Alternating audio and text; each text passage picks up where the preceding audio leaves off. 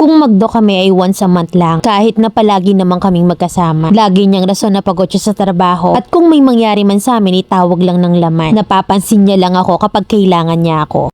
I am 28 at 26 naman ang ka-live-in ko. Meron akong anak sa unang lalaki na 7 years old na. Year 2022 ay binati niya ako ng Happy Valentine's. Nang time na yun ay naka-modular ako at nasa 3rd year college na ako that time. So habang nag-e-exam ako, naka-receive ako ng message niya at nag-reply ako agad. Ever since ay palagi na kaming nagkaka-chat. Yun naman pala high school pa lang ako ay kakilala na niya ako. Pero ako hindi ko talaga siya kilala. Nung nag-work ako malapit sa amin ay doon na nag-umpisa ang lahat. Hinahatid niya ako kapag pauwi na at nanligaw siya at sinagot ko rin agad. Kasi na-fall ako sa efforts time na binibigay niya sa akin na kahit nagaling din siya sa work ay may oras siya para sa akin. Wala akong nararamdaman na lungkot every time na kasama ko siya, not until nabuntis ako. 3 months pa lang yung relasyon namin nang mabuntis ako sa anak namin. Actually, hindi siya plano. Pero lagi niyang sinasabi na gusto na niyang magkaanak. Stress ang naidulot niya sa akin mula nang malaman namin na buntis ako. At dahil nga binata siya, inabot ng 3 months ang tiyan ko bago niya na ipagtapat sa mga parents niya. Sinama niya ako sa kanila pero pinauwi rin ako agad kasi ang sabi, ipagtapat ko rin daw sa magulang ko nang ako lang. Nung ginawa ko yun ay pinalayas ako kasi sino ba naman ang tatanggap sa akin na hindi naman nila nakilala yung boyfriend ko tapos buntis na naman ako. Sa unang anak ko naman ay pinanindigan ako kaya lang ay ako lang yung umayaw. Kasi nga walang plano sa buhay. Napapagod na ako ng kakasabi ng ganito ganyan pero wala pa rin nagbabago sa buhay namin. Kaya naman nagkahiwalay kami ng ama ng unang anak ko. Hanggang sa nag-4 months na nga yung tiyan ko sa pangalawang ama ng anak ko na nung nasa kanila ako puro away hinala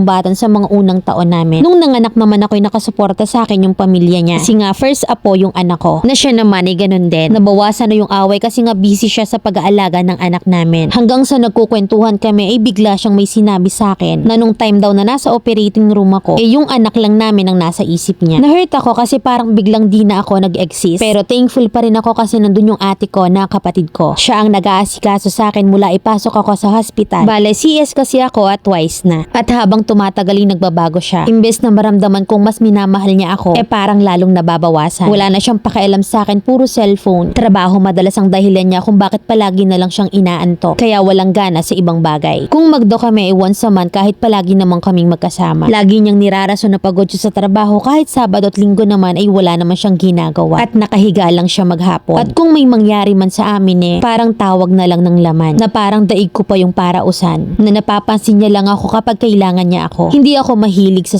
pero bilang babae siguro hindi naman kabastusan ng mga ilangan din. Kaya nga maagang nabuo yung bibi namin dahil active kami hanggang sa mabuntis ako. Active ako sa marital status namin. Pero tumamlay lang kami nung mag 1 year na yung anak namin. Nai-insecure na ako kasi kahit anong bago ko sa physical appearance ko, parang walang epekto sa kanya. Kahit na nga maghubad ako, parang wala pa ring epekto. Marami pa sana akong gustong sabihin pero ito na lang muna kasi napahaba na. Mamilin, ano ba yung dapat kong gawin para mawala lahat ng hinala sa isip ko? Letter sender, Chelsea ng Quezon.